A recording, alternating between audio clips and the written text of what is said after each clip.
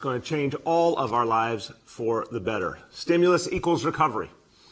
That's the way to think about it. If we did not have the stimulus, we could not have a full recovery, but now it's here. The Senate has acted. The House has acted. Take stock of this moment, everyone, because it's extraordinary. The biggest action by the federal government for the people of this country since the New Deal. The single biggest and extraordinary action, the single busiest move to bring us forward, to give everyone opportunity, to bring everyone back. You know, my wife Charlene said 6 or 7 months ago, think about 3 things that are going to determine our future: the election, the vaccine, the stimulus. One by one, we have seen these crucial actions change our lives for the better.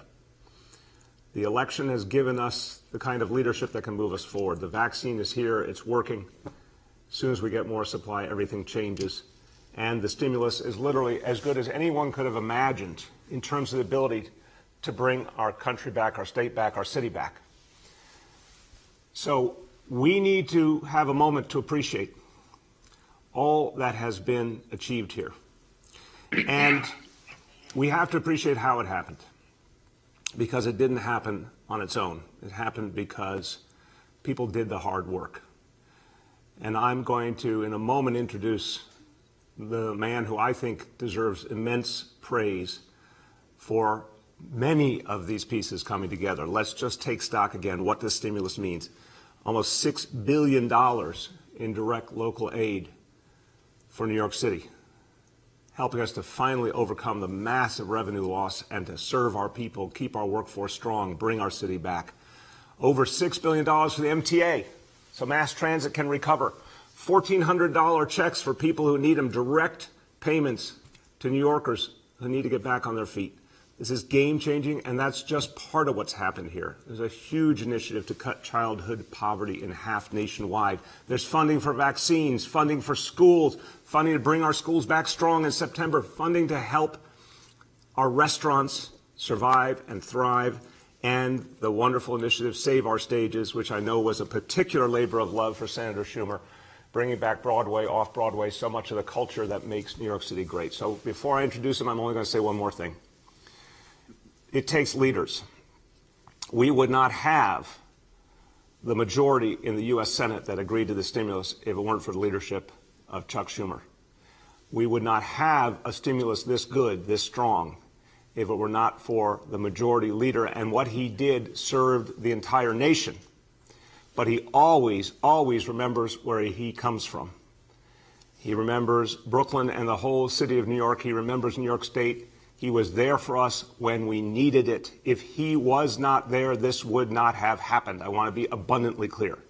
We are celebrating the kind of stimulus we needed, and it happened because Chuck Schumer was the majority leader of the U.S. Senate. So my honor to introduce New York's own Senator Chuck Schumer. Well, thank you, Mayor, and thank you for those very kind words. And let me thank you. This was a team effort. And the mayor can tell you, every couple of days I'd call him and I say, do you know a mayor in this state? Can you get him to call his or her senator?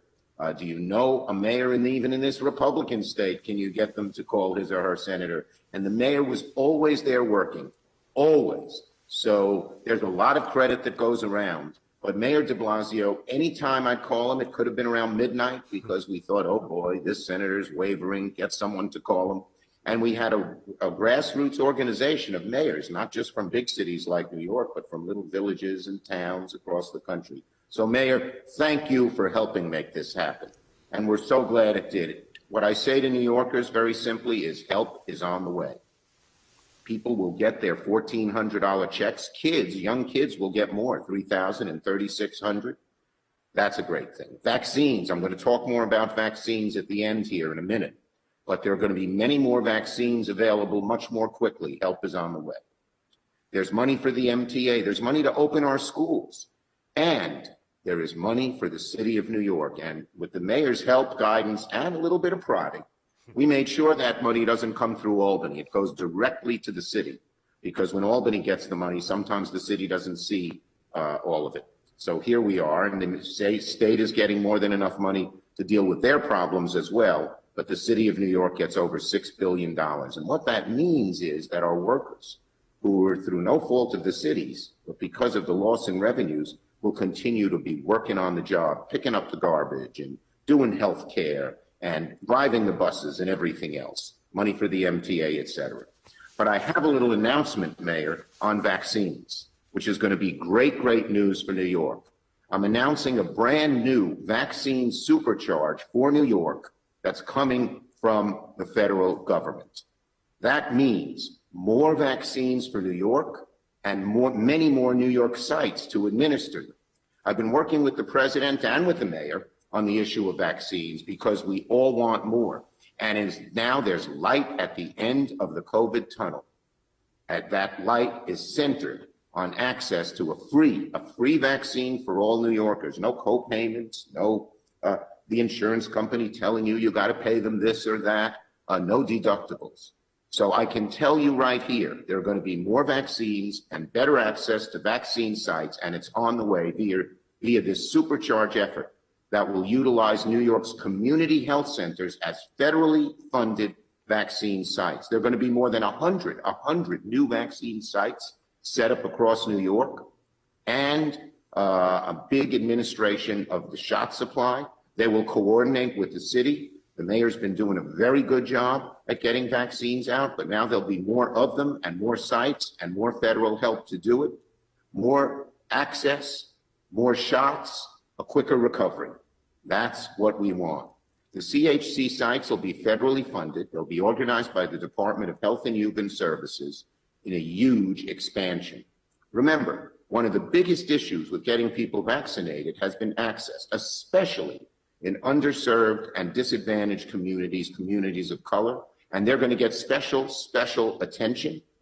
You and I have heard numerous stories of people having to travel too long to get a vaccine or being turned away because they didn't have enough vaccines, hampering our ability to recover from the pandemic and return to normal. Well, with this new announcement of more vaccines and more sites, New York's going to be well on the road to recovery. It's something to celebrate. I thank President Biden for spearheading this effort. I thank Mayor de Blasio for working so well with the federal government. And this is great news for our city. It's something in addition to the big bill that we passed that the mayor was so nice to mention. So thank you, Mayor de Blasio. We'll continue to work together to get New York healthy and on the road to recovery. And one final point. Like you, Mr. Mayor, I have no doubt New York will bounce back. I've been involved in helping New York through all of our crises, whether it was 9/11 or the financial crisis or Sandy. In each case, the naysayers said New York's finished. We're never finished. People love New York. People want to come and live in New York from around the country and around the globe. And New Yorkers, we love New York. I couldn't live anywhere else. Particular preference for Brooklyn, but the other four boroughs are great too. That was beautifully said, Senator. I share your exact sentiment. And Senator, and thank you, because your voice rings true to New Yorkers and to the whole nation. New York is coming back strong. History tells us it. The heart and soul of New Yorkers tell us it. Thank you for the help with vaccines. Senator, more is more. And getting us that help and getting it down to the grassroots is so important. Thank you for everything you're doing. And I look forward to teaming up with you again soon. I know the infrastructure bill is coming. We're all going to work together. We're going to mobilize all those mayors again at your signal to help get the kind of support we need to keep building this nation up. If we get a massive infrastructure bill, it can help build our mass transit, build out our highways. And one other thing, and this, we have some money for this already, but Trump, of course, in his infinite nastiness, held it back. But Gateway is going to be coming soon, too, and that'll create jobs and make sure that you can get under the tunnels from New Jersey to Manhattan, which helps our economy, our New York economy, our New York, New Jersey economy grow. Amen. So thanks for everything, Mayor, and on to doing more things to help New York together. Amen. Thank you, Senator. Good job. Thank you. Everyone, look, I mean, how inspiring is that? The majority leader of the United States Senate, a son of Brooklyn, who loves this city so deeply and is going to bat for us every day. And this amazing stimulus, and now he's already getting to work on infrastructure, which we need so deeply, infrastructure investments to bring this city back stronger. The Gateway Tunnel is going to make a huge difference. But remember what he said. He didn't just look out for the state of New York. That's his job. He did that well. But he looked out for the city of New York. He made sure there was direct aid to localities, that it was not interfered with, that we're getting our fair share. I mean, absolutely amazing effort by Senator Schumer. We could not have asked for more. I mean, it's breathtaking. So it makes a difference who's in charge, and we are blessed to have our majority leader, Chuck Schumer, doing this work for us. Okay, everybody, I'm thrilled to hear the new announcement that we are going to get even more vaccine, because Lord knows we need it. I've been talking about the fact that we are between 150,000 and 200,000 doses short of what we need right now. We have a lot more capacity to give the vaccine than we're getting. But Senator Schumer's announcement that this new effort focused on communities, focused on community-based health clinics, that's the kind of thing we need more of. Get the vaccine to the grassroots, to all communities. That's going to help us a lot. And even with the challenges, we have now, another milestone we've reached, we have surpassed 2.5 million doses since the beginning of this effort. So here's the number today. Since the beginning, 2,574,854 vaccinations have been given. I mean, that's an amazing figure. It's growing constantly, and it's going to get supercharged with the effort the senator talked about, and as we get more and more supplies. So things, I mean, it's so inspiring to see so many things moving in the right direction. We're ready to do a whole lot more. It's about supply, supply, supply. So today's announcement from the senator, a step in the right direction for sure. Okay, now, as we move forward, and you can feel it, go around this city, go around the neighborhoods of the city, you can feel that things are moving. You can feel that things are opening up. People are ready. It's going to be a very exciting spring, even more exciting summer and fall in this city. So much is going to happen. We always look forward as New Yorkers. We always create the next thing. That's who we are. But there's a great lesson from history that we have to always hold close, which is you have to remember where you came from, you have to remember the people who got you there, and you have to remember those we lost, because we would not be anything without them. So all the families out there who lost a loved one to COVID, this whole city stands with you. We have to remember them. We have to remember them as individuals, what they meant to us, the love they gave us, the support, how they nurtured all of us. But we also have to remember what they did for the whole city. So we're having a COVID Day of Remembrance this Sunday. And this will be, of course, the one-year anniversary of the first COVID death recorded in New York City. A ceremony to remember, a ceremony to appreciate those who we lost and to support their families.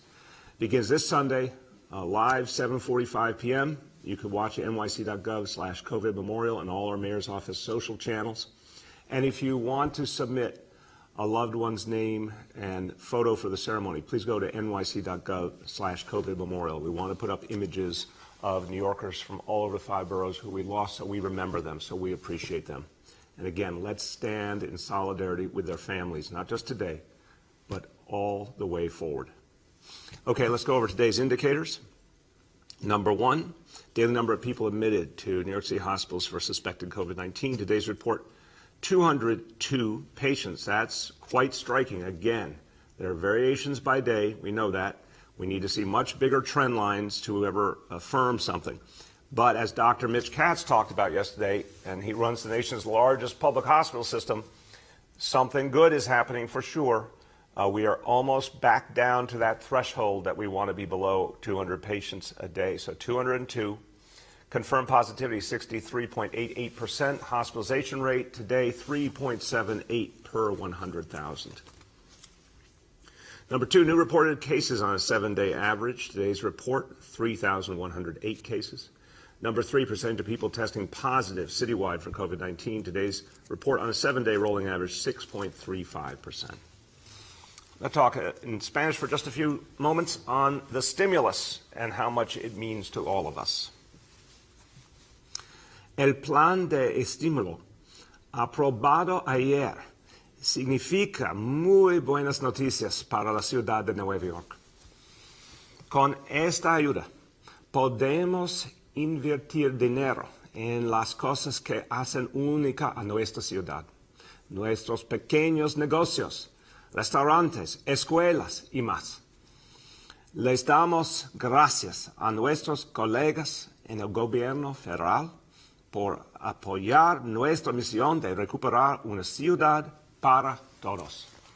With that, we turn to our colleagues in the media, and please let me know the name and outlet of each journalist. Hi all, we'll now begin our Q&A. With us today is Health and Hospitals CEO Dr. Mitchell Katz and Senior Advisor Dr. Jay Varma. With that, we'll go to Dana from the New York Times. Hi, Mr. Mayor. I have a question for you about police disciplinary records. I was just curious why the city is continuing to withhold most police disciplinary records, including things like negotiated pleas, after the Second Circuit said the city could release them. Dana, there's going to be further release coming. We want to do an extensive release. There are additional categories that will be coming. We'll get you a schedule on that soon, but there's definitely more coming. Thanks. Are there any categories that you plan on precluding from release? We're figuring out, I think there's a legitimate question about unsubstantiated cases. So that's something we're discussing because obviously if they're unsubstantiated. That means the process led to that outcome. But we're going to be coming forward with, a list of additional releases soon. Next, we're going to Roger from 1010 Wins. Hi, Mayor. Good morning. How are you? Good, Roger. How you been? I'm good, thank you. So today is actually the official anniversary of when this was declared a pandemic. I'm wondering if you can walk us back to your thought process at the time. What were you expecting? Did you expect it to be as bad as it was? What contingencies, did you think at that time would be needed? And, what has surprised you from what you thought about at the time to what's happened? Yeah, it's such an important question, Roger. I will tell you, recognizing now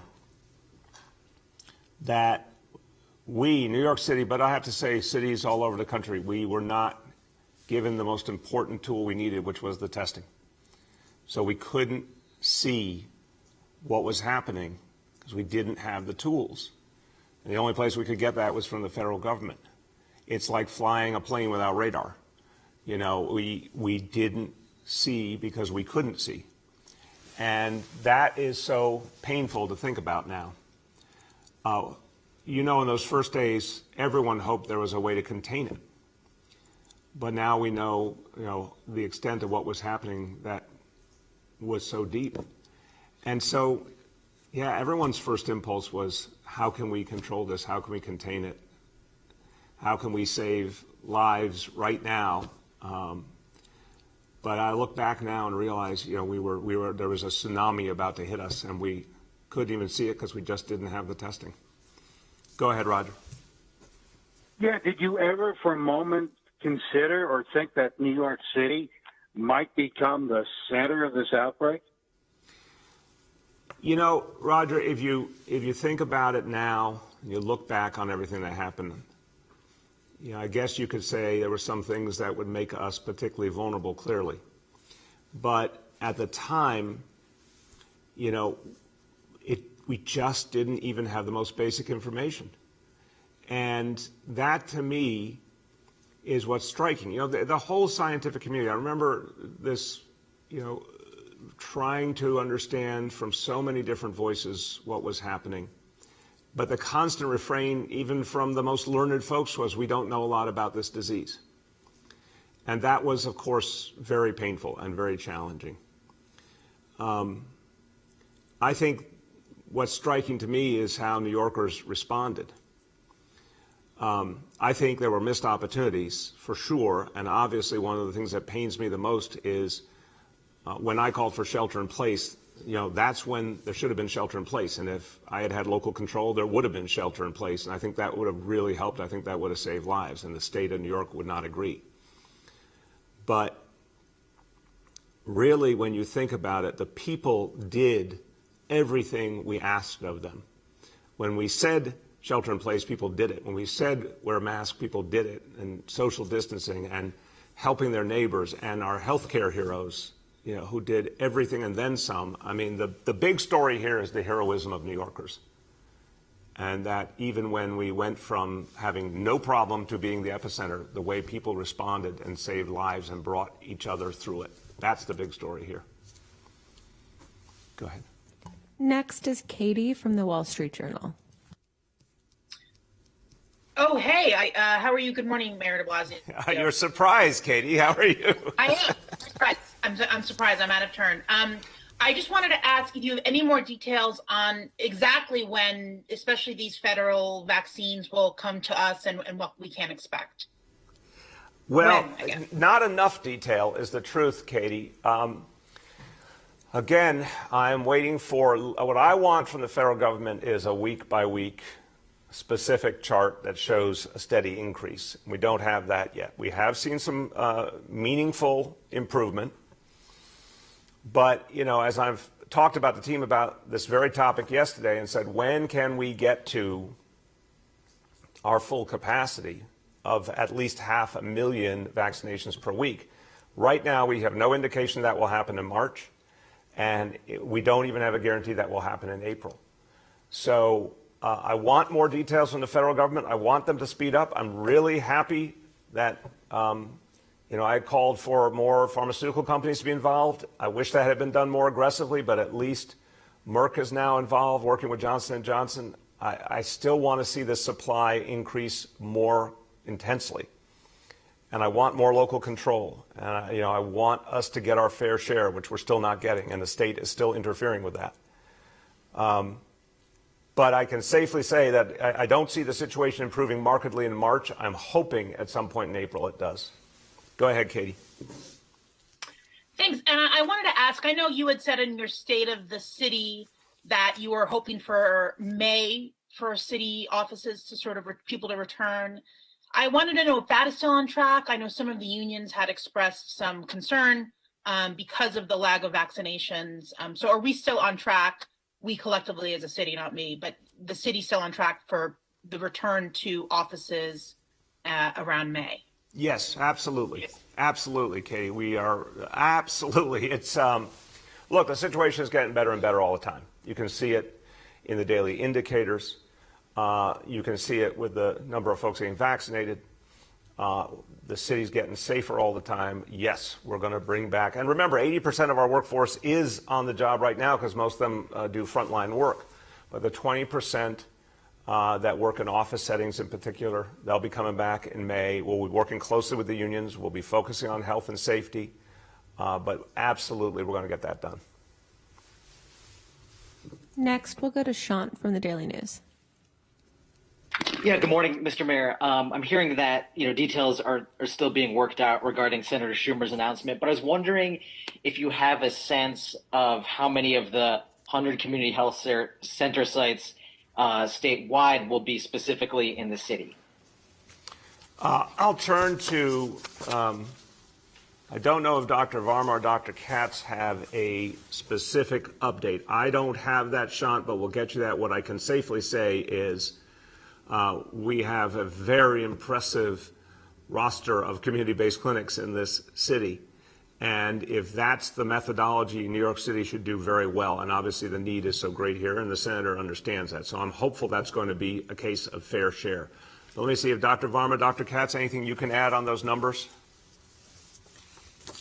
Nothing specifically from me, but I would just sort of echo your comment that, the way we get vaccines turned into vaccinations is by people being, at the community level, people that they trust, particularly trusted providers. So providing community-based organizations with vaccines is going to be one more further step to us building trust, advancing equity, and, of course, getting to the opening that we all want to have. Excellent. Thank you. Dr. Katz, anything to add? No, I think you guys have covered it very well. Thank you, sir. Thank you. Go ahead, Sean. I guess as a follow-up, I was wondering if you can put Senator Schumer's announcement in the context of the city's kind of struggle to get vaccines to communities of color. I mean, do you see this development as I don't know, the secret sauce, the solution to making sure the vaccine distribution is more equitable? Sean, obviously, let me say the first thing, there's not going to be one solution. It's a series of things that will be the solution. But I would also say the situation is changing on the ground before this announcement. What we're seeing is that gap is closing, that we're seeing more and more equity, more and more parity in the vaccinations. I was struck when I was at Co-op City last Saturday. Almost exclusively people of color being vaccinated there, tremendous energy and enthusiasm, people saying in many cases they had been hesitant, they were not any longer. And interestingly, particularly because it was the Johnson & Johnson vaccine, it was a brand name they knew, and it was one shot only. That was actually very encouraging. A number of people raised that proactively, which was pleasing. But look, we're definitely starting to make some real progress on equity in vaccination. This announcement from Senator Schumer will help us. When he says supercharged, that's exactly the right concept. This will get more and more vaccine where we want it the most in terms of addressing those disparities and reaching people in greatest needs. We'll get you all the details, but unquestionably it will help us move the work of equality. Go ahead. Next, we'll go to Emily from New York One. Morning, Mr. Mayor. Hey, Emily, how you been? I'm well, thanks. Hope you're well too. Have you made your own vaccination plan? I don't have a specific plan, but as I've said publicly before, I do look forward to being vaccinated, specifically with the Johnson & Johnson vaccine. I want to show people I have total confidence in it, as do our medical leaders, healthcare leaders. And the new category for public employees who are public facing is one that obviously connects with the work I do. So at some point after that day occurs, I'll get vaccinated. We'll get you the details when we have them. Go ahead, Emily. Thank you, yeah. And maybe we'll be back at City Hall for in-person pressers after you get vaccinated too. Additionally, on Governor Cuomo, there are now over 55 state legislators who are calling directly for his resignation. Do you find that you're ready to do the same, a direct call for his resignation? Yeah, Emily, the latest report and the fact that we can talk about how many people are bringing forward accusations, that it's not one, it's not two, it's not three, it's not four, it's not five, it's 6 women who have come forward. It's deeply troubling. The specific allegation that the governor called an employee of his, someone who he had power over, called them to a private place, and then sexually assaulted her is absolutely unacceptable. It is disgusting to me. And he can no longer serve as governor. It's as simple as that. I think we've seen so many troubling things that have come out just in a matter of weeks, starting with the fact that thousands of people died in the nursing homes, and we still don't have the truth about that, and their families need and deserve the truth. And we know one thing, there was a purposeful cover-up, and that alone is unacceptable and disqualifying. New issues obviously around the Tappan Zee Bridge, but these 6 women who have come forward with such powerful, painful stories, and particularly this most recent report, is just disqualifying. He just can't serve as governor anymore. Next is Jillian from WBAI. Hey, Mr. Mayor, how are you? Good, Jillian. How have you been? I'm fine, thank you. Speaking of vaccine accessibility, you were recently asked a question by someone from the Staten Island Advance about the homebound vaccination program, and it was ascertained that it's not exclusive for seniors. So I contacted some people I know in the disabled community, activists, and they didn't know that they were eligible for that program. So if they don't know and they're on the front lines, how can someone less informed know? And then there's the disabled community who are not necessarily homebound, but there are so many obstacles, literally and figuratively, to getting vaccinations. I mean, think about getting to the Javits Center and how difficult that is if you have a disability.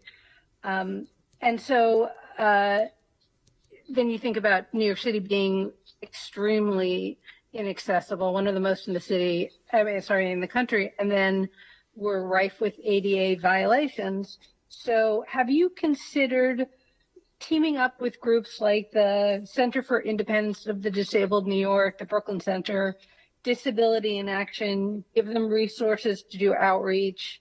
They already have an infrastructure, something similar to the way the city teamed up with assorted community-based facilities, so that they can reach out. Because the office for PWDs is so small, it doesn't have, the ability to do something like this on a big scale. And so reverse it and let the organizations reach out and at least let them know which vaccine sites are accessible, because imagine going to one, Right. It's not accessible. So Jillian, and you Jillian, didn't know. I fully get your point and I agree with it. I'm going to speak to our Commissioner for the Office for People with Disabilities, Victor Calisi, who's done an outstanding job involving and engaging leaders all over the city to reach folks with disabilities. I think you're exactly right. There's more we need to do to let people know that the homebound vaccinations are available. Now, what we know about the homebound vaccinations, and I thank everyone at the FDNY and Department for the Aging who's doing this work. It is very labor intensive and painstaking because you have to send a team of people to an individual home or apartment, and it takes time, obviously, including the waiting period after the vaccine. So it means it will take weeks. Our goal is to get all this done with anyone homebound by through March and into April. So really what we have to make sure is that the folks who need that the most get that. Folks who can go to a center get to a center, and we're setting up centers in places that are really convenient for folks. But I think you're right. We need to do a deeper outreach to all the organizations, leaders who represent people with disabilities, and listen to them about the best ways to get this done. So I take that suggestion to heart. I appreciate it, and Commissioner Calisi will act on that. Go ahead, Jillian.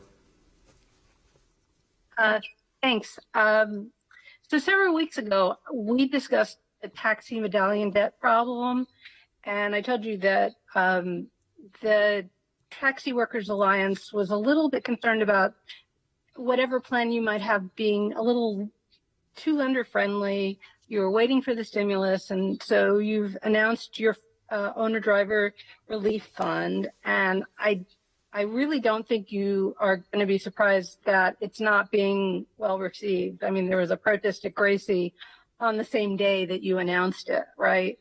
So I don't want to be too hyperbolic here, but I'm going to quote them. They called it a disgraceful betrayal and a gross misuse of stimulus money. I'm just quoting them. I know you are. It's America. You can quote them. I disagree fundamentally with that characterization. I know you but go do. ahead. I knew you would. But they're really concerned because they say that it doesn't do anything for drivers.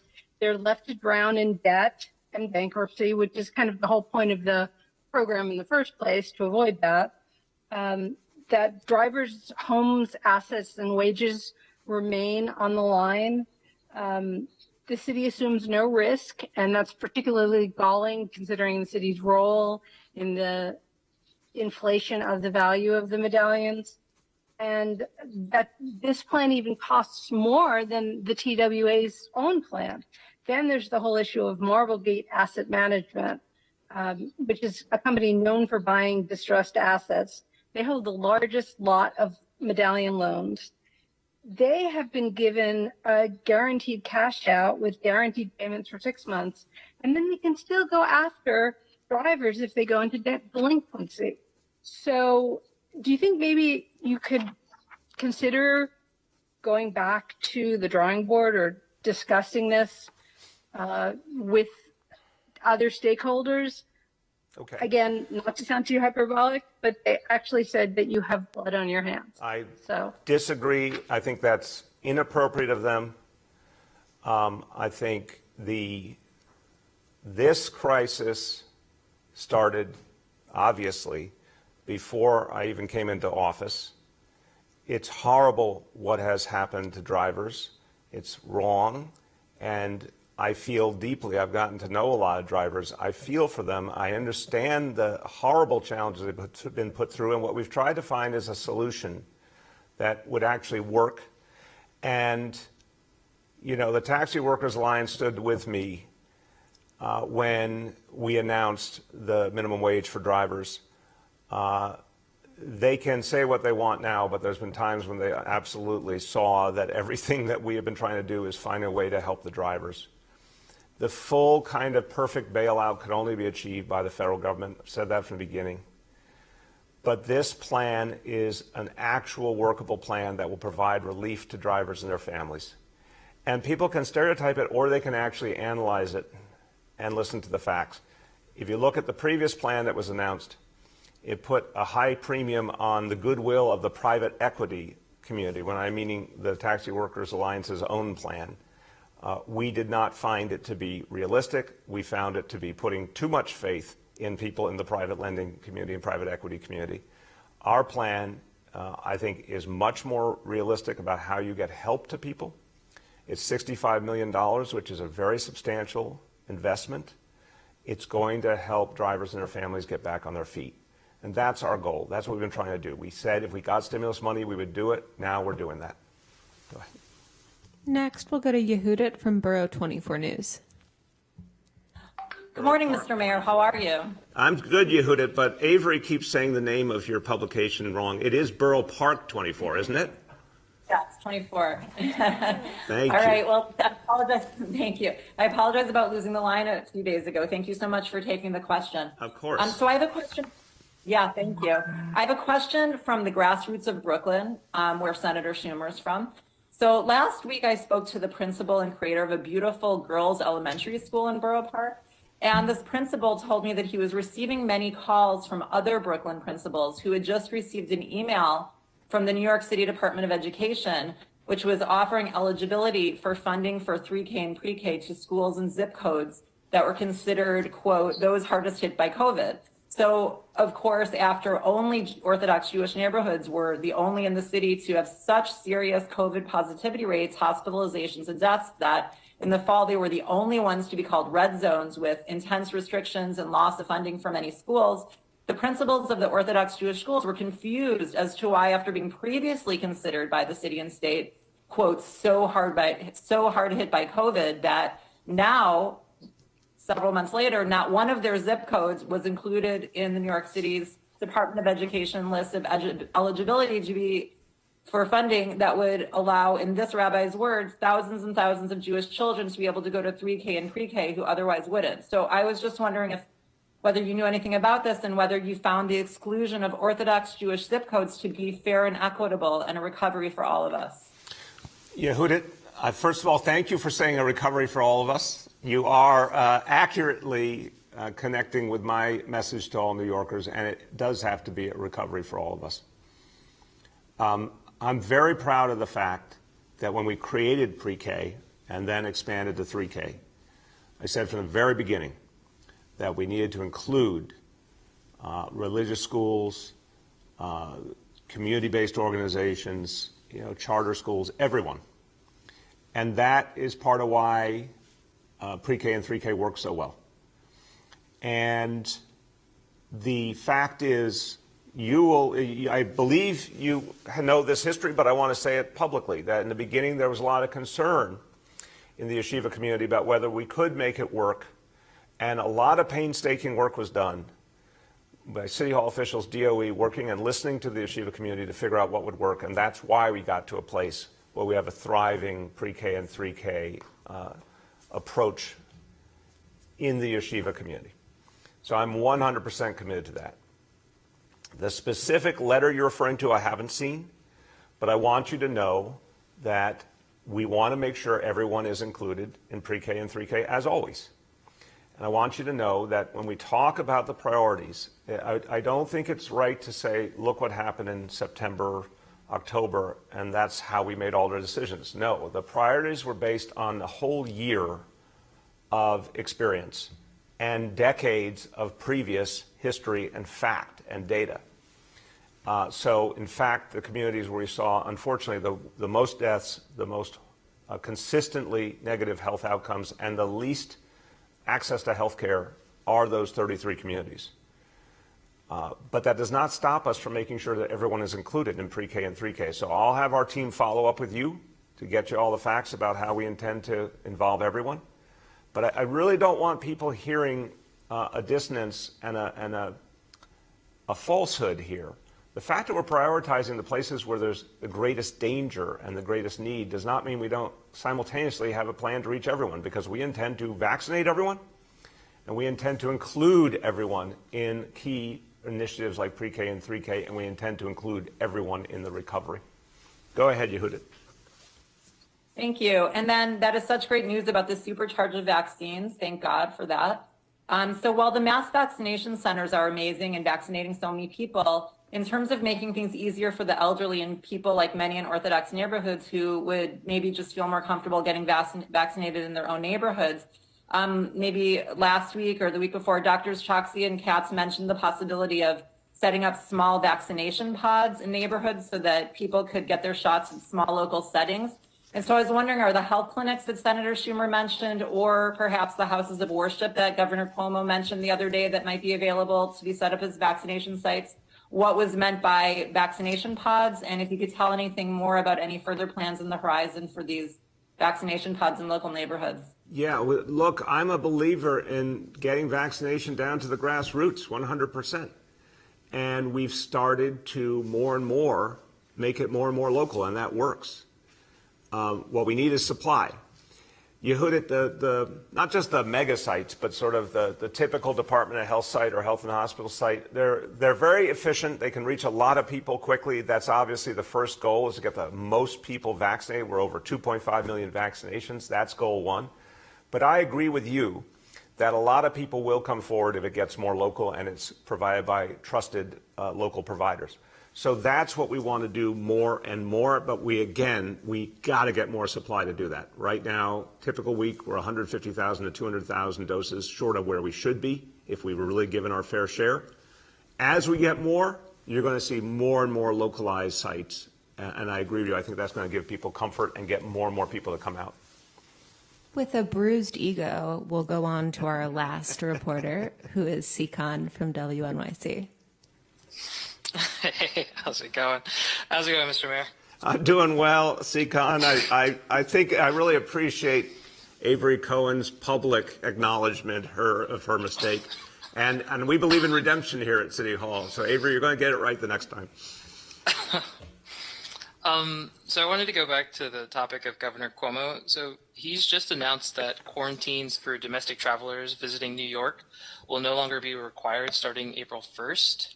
Do you and your health officials feel the city is ready for that policy change? Are things potentially moving too fast? And how will you judge that? Well, again, thank you for the question. I believe in local control, and here's another case where New York City was not consulted, even though, we're one of the biggest cities in the world and 43% of the state's population, we were not consulted. Of course, I have concerns about this. I think the introduction of the virus from outside has been one of the biggest and toughest X factors in this whole crisis, and something we worry about very much going forward. So I will analyze it with our health team before I give you a more detailed response, but since we have Dr. Varma and Dr. Katz with us, I welcome their initial thinking on this matter. Dr. Varma. Thank you very much for the question.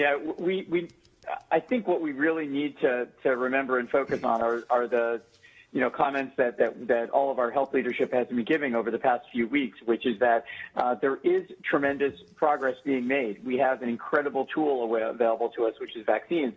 But at the same time, we're still at a very tenuous point. As we discussed during our conference, our press conference yesterday, we now have 51% of the cases in the city due to new strains of this virus that are more infectious. So we do feel really strongly that it's important for us to be as cautious as we possibly can. And we know that one of the ways to help reduce infections is to limit the amount of travel that's going in and out of the city. And also, when people do travel, to take extra precautions, like being tested before and being tested after. And we think that really does is really an important measure to keep in place until we get to a place where a far greater percentage of our population is vaccinated. Dr. Katz, you want to add? I would just agree that, especially with the variants, we want to limit how they move through our country, and that therefore having people be going without any quarantine is worrisome to me. I think maybe looking toward the issue of people who are vaccinated may be a different group of people. And just as the CDC has recently changed guidance, if you're fully vaccinated, I think there may be a role here for having different policies based on whether or not people are fully vaccinated. Thank you. Thank you. Go ahead, Seekong. Yeah, so my second question is about COVID in schools, and I wanted to salute Dr. Varma and his team for the study that they put out this week. It was pretty good. But Mayor, you've said you would revisit the 2-case protocol that shuts down a school building because students have said it makes for constant uncertainty and stress. But the teachers union says they won't back away from the 2-case threshold. So what can you tell us about updating that protocol? That we're evaluating it right now. I'm concerned that parents and kids are having a lot of disruption to their education, that we see schools closing more than we, I think, should see them closing. The basic protections are absolutely necessary. The testing, the situation room, the intense use of test and trace core, and there are certainly situations where schools need that 10-day shutdown, no question. But we have to make sure it is not artificial. And so we're reevaluating that rule. Of course, we're talking to the union. Of course, most importantly, listening to our healthcare leaders. And we'll have more to say on that. But we got to always strike a balance. And remember, it is also referencing the information we continue to get. We keep learning about this disease. We keep learning about how to address it. But one thing we've learned for sure is New York City public schools are extraordinarily safe. And simultaneously, the number of people getting vaccinated citywide is growing intensely every single day. That's exactly the time to reevaluate, and that's what we're doing now. Okay, everyone, we'll conclude today. Simple point. Stimulus equals recovery. Thank God it's here. The stimulus is the green light for a full recovery for New York City. So I talk about recovery for all of us. The one missing element was a stimulus to get us back on our feet. And thanks to President Biden and Senator Schumer and so many other good people, it's finally here. I cannot wait to see President Biden take out his pen and sign that bill, and it ushers in a whole new and better time for New York City. So something to celebrate today. Thank you, everyone.